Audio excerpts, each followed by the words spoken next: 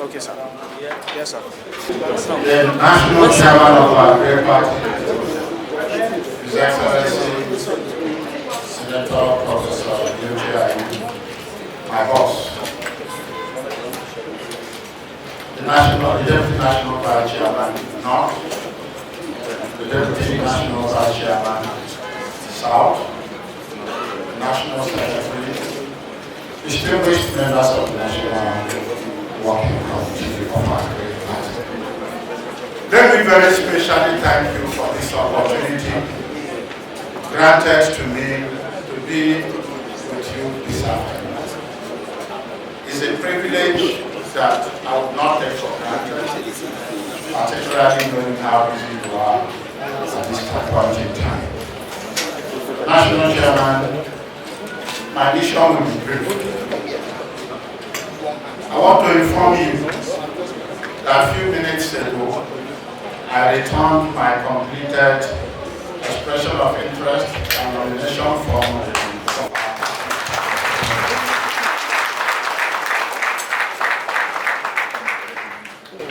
And therefore, it is my honor, now that I know I have performed what is required of me to aspire to the position of the President of Nigeria, to now come before you and share with you the plan, the pathway I have. I need to go to refocus and rebuild our nation on the path of truth, on the path of peace, on the path of prosperity.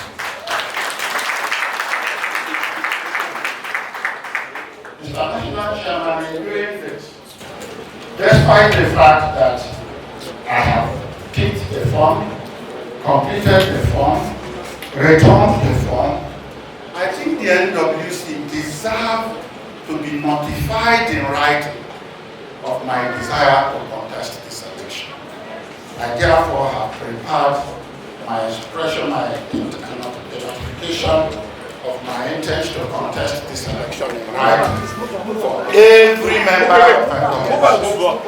I will therefore present the chairman's to him personally, then the National Secretary can later hand over the rest to other members of the NWC.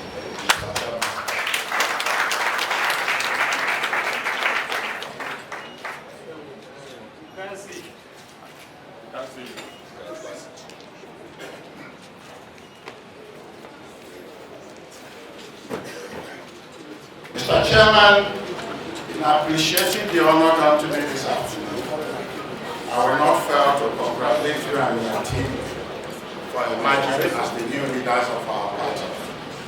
I want to say that today, when we talk about refocusing Nigeria, when we talk about rebuilding Nigeria, I know that before the national convention of our party that gave back to this leadership, the nation was waiting to say if PDP reinvent itself, then we can trust PDP to rescue Nigeria.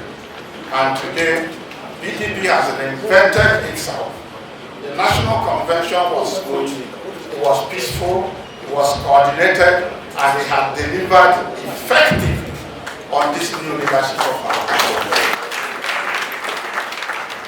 National Chairman, I therefore sincerely congratulate you.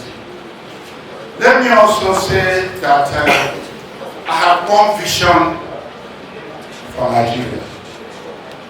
And that vision is to build a nation.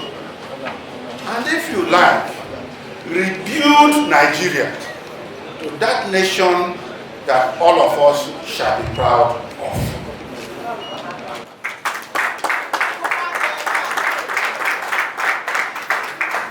Chairman, in doing this, you will be right to ask me what capacity, what competence, what qualification do I have to deliver on this vision. I want to say, Chairman, that my entire public service career, in my entire public service career, I worked all through in the presidency. First, I worked as a civil servant in 2 parastatals under the presidency. 2, I worked as president of the Senate alongside the president.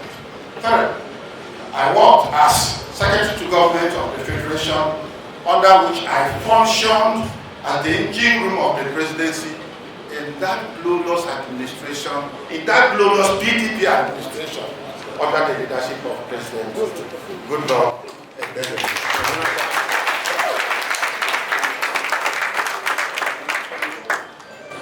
Mr. Chairman, for my training, I trained as a lawyer. In fact, all that I studied in school had only been law.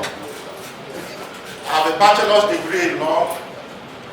I am called to the Nigerian bar and I have BL, Barrister at Law certificate. I have a master's degree in law. Chairman, I joined this party at inception in 1998 and I have remained faithful to this party till date.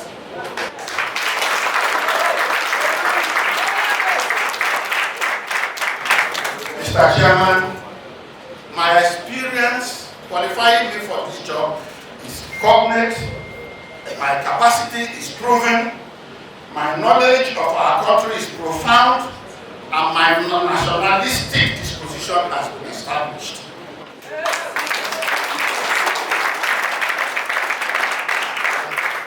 I am not going to learn on the job. I have been in that corridor. I am not going to depend on people. I have an idea of what the problems are and clarity of vision of what the solutions can be.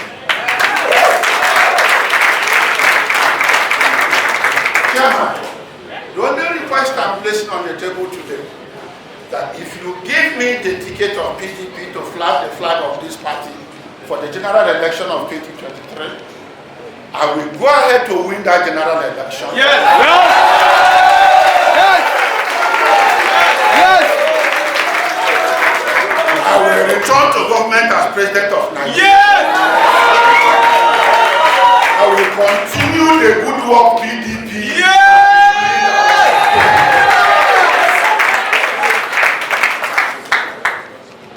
Mr. Chairman, you will be right to ask me how, what is the pathway that I propose for doing this. I know that many people will come here and say, do this, or that.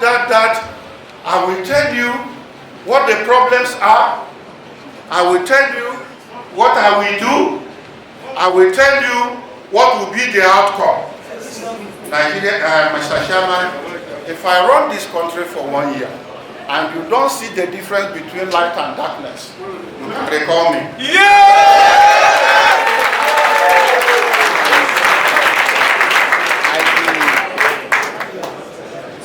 Mr. Chairman, from the vantage positions I have held, I want to assure you that I understand the challenges confronting our nation today, and I have clarity on what solutions that need to be deployed. Accordingly, the purpose of my being here today is to share with you my informed pathway to rebuilding our nation, refocusing our country on the path of growth, on the path of peace, and on the path of prosperity. Let me therefore say that my presentation is not the manifesto. As a true party man, I will implement the manifesto of the party. What I am about to present will be my personal touch, my personal pathway to giving effect to the manifesto of our great party.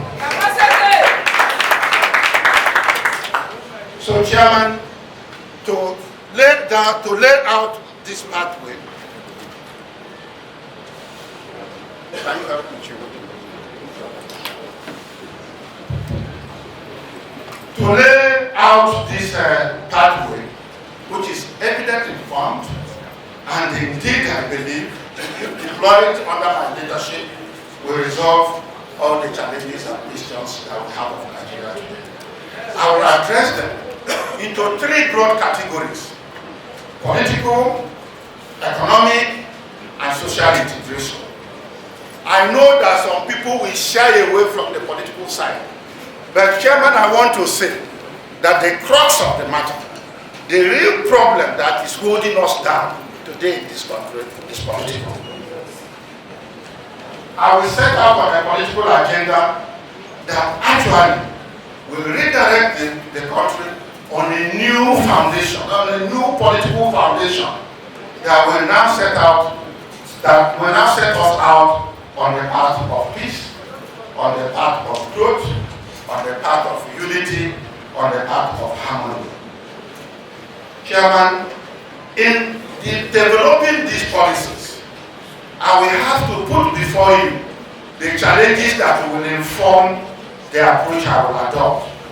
So in formulating my political policies for a greater Nigeria, my administration shall take into consideration the following challenges of our time. One, I believe that the greatest challenge of our nationhood today is lack of consensus on the structure of the nation, lack of consensus on the ideals or dream of the nation, and indeed lack of consensus on the governance system that is acceptable to all in this nation. Today, in our country, we are still talking about the structure of our nation should be this way, this way. Today, we are still querying presidential system, parliamentary system, and these other systems. So I'm still saying we should have a homegrown system and all that. Today, it appears we have lost it all. We have nothing we are pursuing as a country. We have no national dream. We have no ideal. We have no set goals we try to achieve. And I know that the 1999 Constitution in Chapter 2 tried to set out the national ideals. But because it's not justice here, it is already consigned to the dustbin.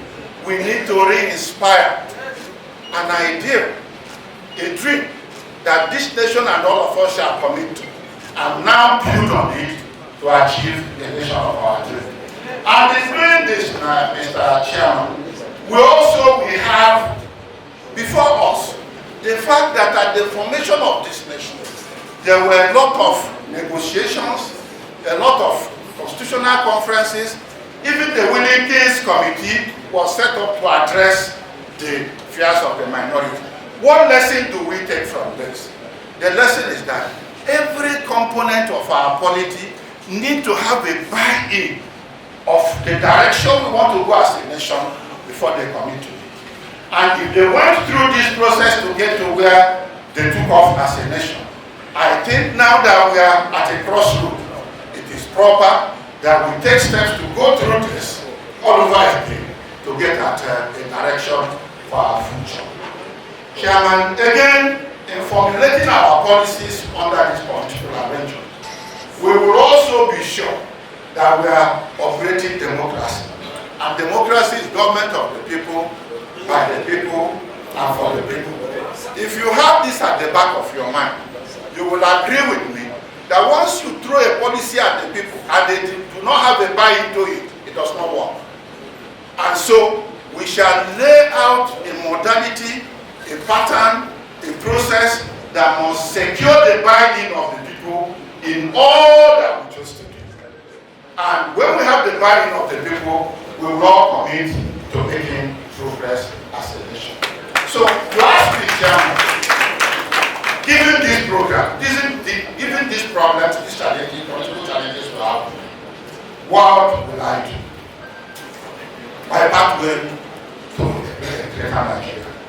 Chairman, the first thing as part of our consolidation process will be, one, we shall provide a platform for broad-based consultations and frank dialogue on a generally acceptable new foundation for our nation.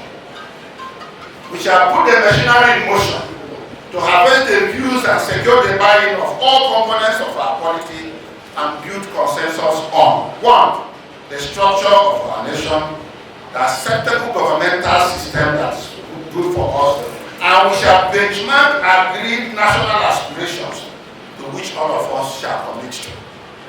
Chairman, consensus building shall be the hallmark of our administration. we shall deploy a visionary leadership style that shall respond to the aspirations of the people. And when we do this, what are the anticipated outcomes? One, mutual suspicion will be eliminated, unity of purpose will be ensured, patriotism will be inspired, and we shall be united in our commitment to building a nation of our people.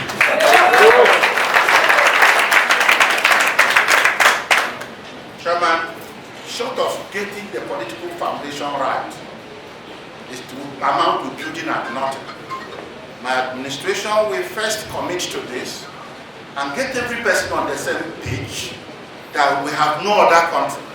And because we have no other country, we must agree on what works for all of us. And we will now collectively build on that. Chairman, having said this, the next thing I need to talk about will be the economic foundation I will lay for a greater Nigeria. In developing our economic policies, we shall take cognizance of the following current realities. One, that the oil economy will no longer be sustainable in the next 15 years. Whether we like it or not, in the next 15 years, this oil economy will no longer be sustainable. Two, what again do we consider if we are doing this? Chairman, we must put before us that the role of government in the 21st century is to seek and put out a platform for market-based solutions. In other words, economic solutions should have the buy-in and the drive of the private sector. Government should stay at the back and regulate the economic environment. That is the way to go in the 21st century. Mr. Chairman, we also must remember and put before us that the advent of the fourth industrial revolution has refocused the world economic direction now on the basis of knowledge, talent, and innovation. If we are still thinking that we will remain where we are today, we will be living in the past, we will not prepare for the future, and obviously we will run into further crisis. Chairman, again, what is the current reality we must also put in focus as we develop our economic policy? We will also realize that arising from the fourth industrial revolution, there will be an upscale in artificial intelligence, as a result of which automation will displace many more jobs, and disruptive technologies and innovation will also change our factor and mode of production. So if we don't realize that in the nearest future, more jobs will be lost. And I was sharing with somebody, I said, look, in the nearest future, by the time electric cars take over, the filling stations in this town will know the employable number of Nigerians only for filling station is over 5,000 in Abuja. By the time this change occurs, those people will be out of jobs. So we have to put in perspective the fact that automation will displace many more jobs, and disruptive technologies and innovations will restructure the mode and factors of production. Four, we must also take into consideration the impending debt crisis and weakness of the naira, accompanied by rising inflationary trends, which will compound our already terrible economic situation. If we have to develop a policy, our policies will be targeted at addressing a particular challenge. And that is why, to articulate our policy, we will first bring out the problems, so that we pointedly tackle the problem and deliver results on that problem. And that is why, when we highlight the problem, we define our pathway and we deliver on our anticipated outcome. Chairman, if you ask me, if I am president and I am confronted with the problems I have enumerated, what will be my pathway to addressing them?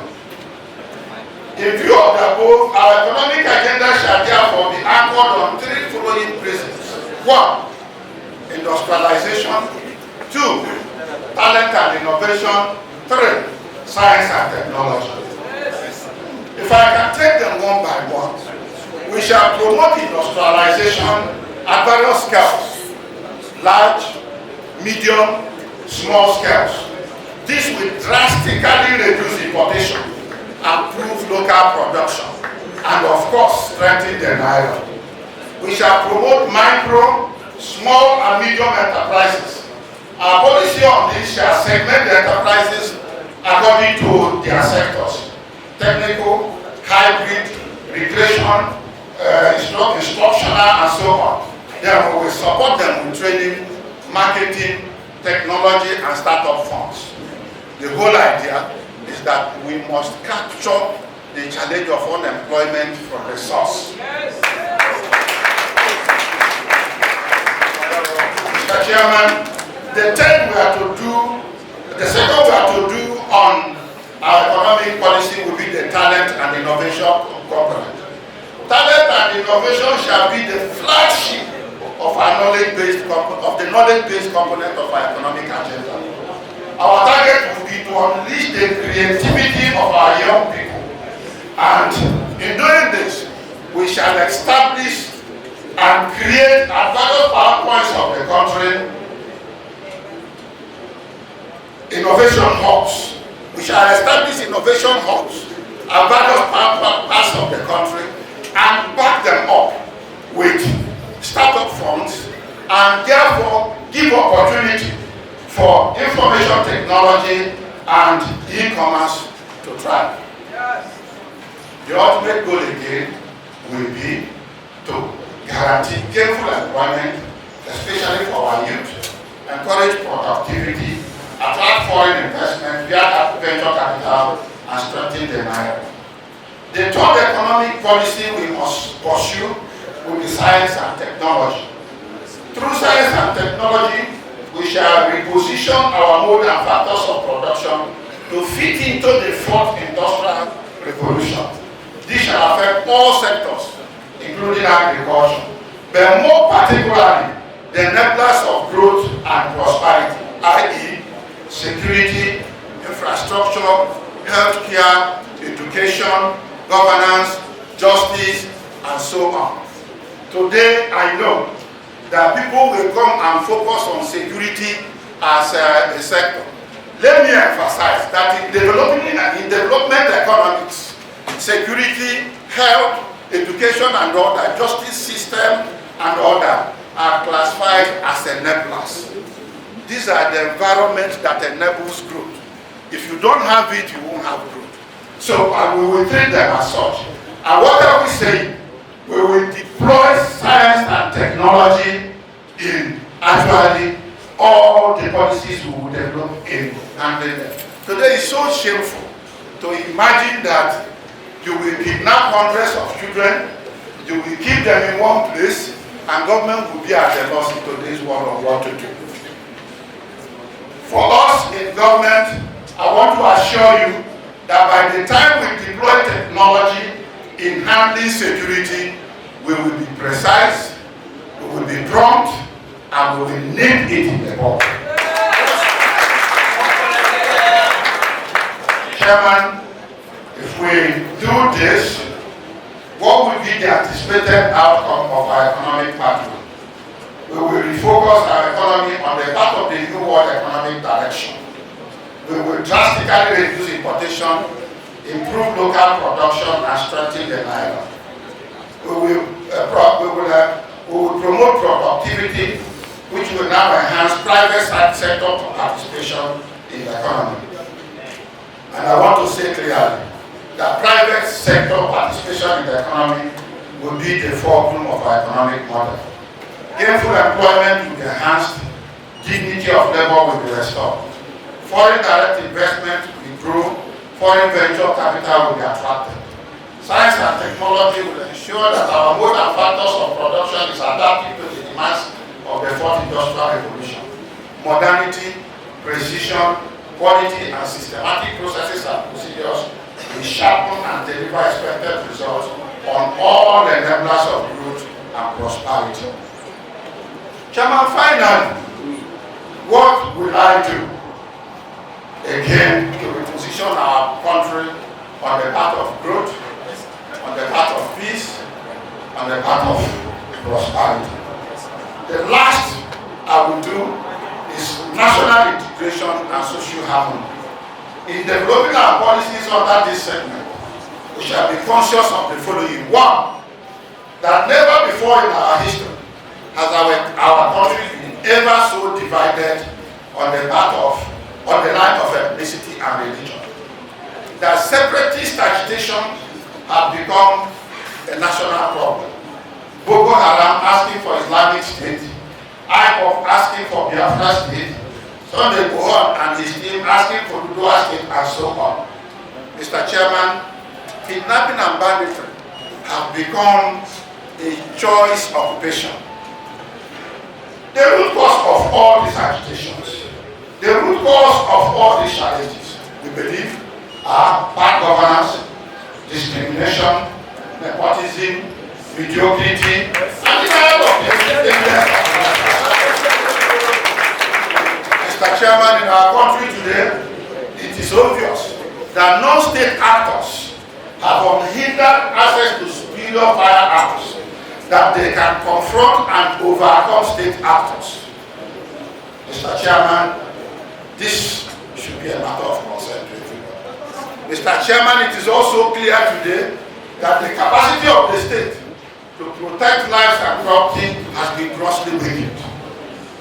We should also understand and note that as of today, that poverty, hunger, deprivation have sapped the self-confidence of our citizens, weakened their faith in the country, and eroded their sense of patriotism. You ask me, if I am president, how do I cure this? Chairman, my pathway to curing this.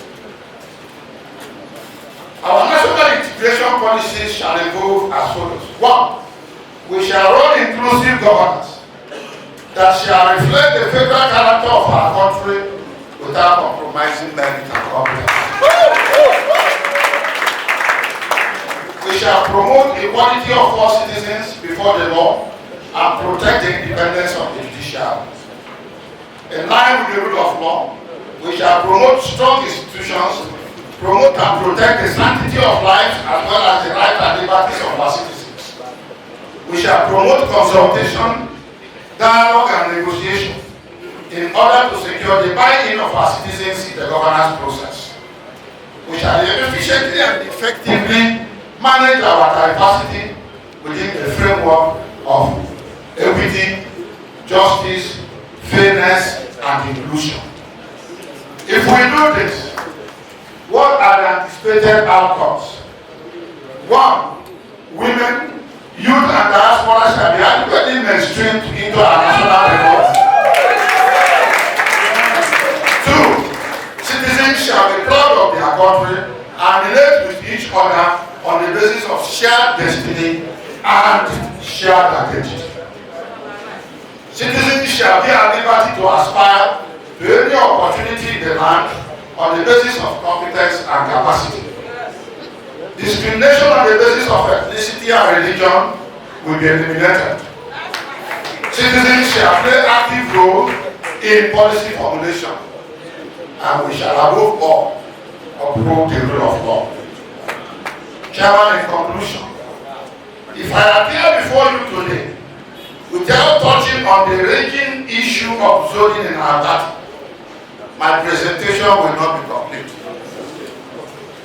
As a true party man, I want to put on record, I will abide by the decision of the party.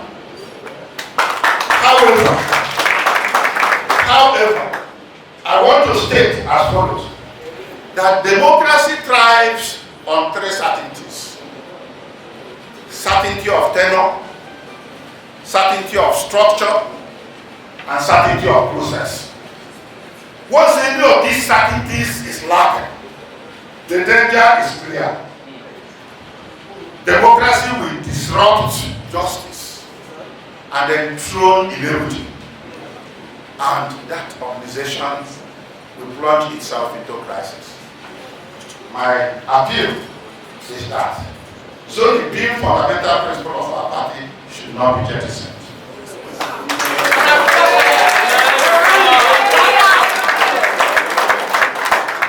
Mr. Chairman, the second point I want to make on this is that democracy being a system of rules and order depends on strong institution for its sustenance and success.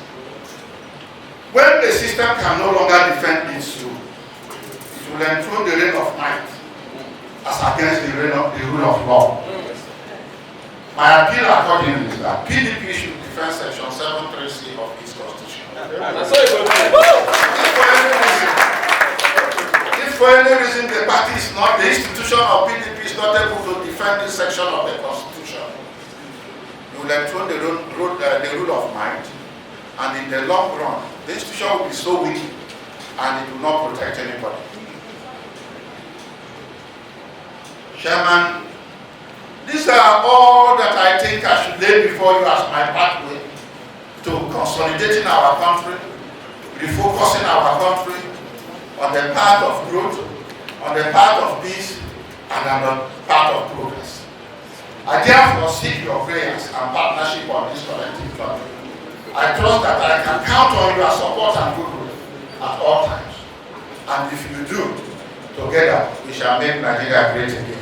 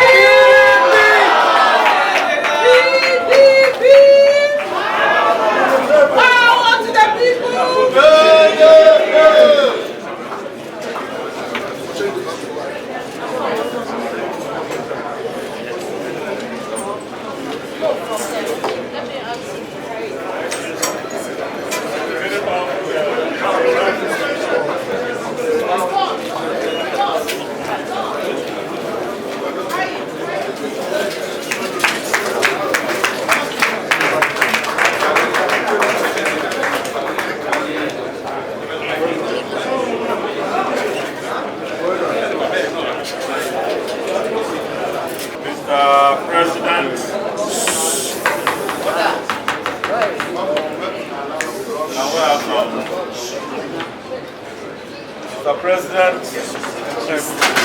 we're on behalf of the National Working Committee of our party.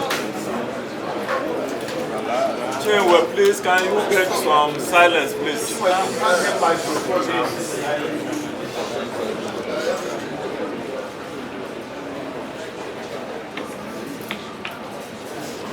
Can you please allow them? I'll go and sit down. Let's continue.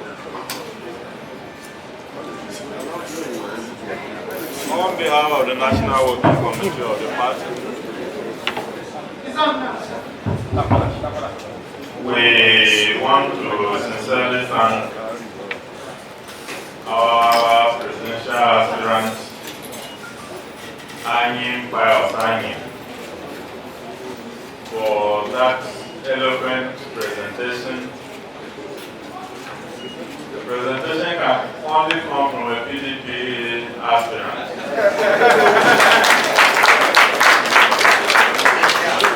You can't get it from the other parties because they don't have such quality. So we are very happy and proud to have you beginning this morning to the afternoon. The envelope you gave the NWC, this is what it contains. Your letter and your biography. I want to thank you very much for educating us more on who you are. Let me say, up to this moment, we have 17 presidential aspirants who have both forms. 16 men and 1 lady. 1 woman, 16 men. We have 17 aspirants. It shows the strength and popularity of the People's Democratic Party. And I believe any of these 17 will make very, very good presidents. much better than the misfortune we have gone through in the last 6 years. It is my prayer that all the aspirants work together, because it is the unity of the party that will give us victory. And it is you, the aspirants, that build the party. I am very happy that the young man that has become a man today, Pius Anyim, whom I knew in his very young days when he worked with Professor Derrick and Anyim Pius, has grown up to be not just a public servant, but to be a very successful public servant. As a senator, president of the Senate, secretary to government, as he has enumerated, which means our own generation is going out, and very soon great people like Anyim, who have had good tutorship, are stepping forward. The PDP is lucky to have so many of them. And when we take over as a party, which will win next year, we shall not be running around looking for consultants, because the party has so much capacity. We pray and hope that one of you will rise up to the occasion and lead us to victory. You said, if I give you, that is we the end of this, we are umpires.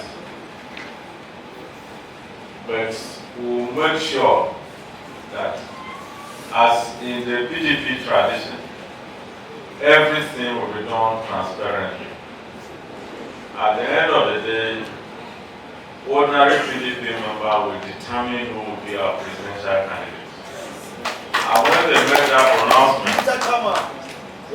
that pronouncement,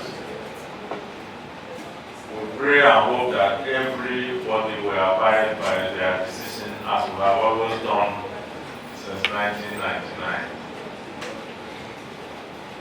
I hope and pray we should be able to rescue Nigeria from what everybody knows is a failed administration in this country. Nigerians, as I always say, should not lose hope. Hope is on the way. And this is hope when we see people like Pius Anyim coming forward.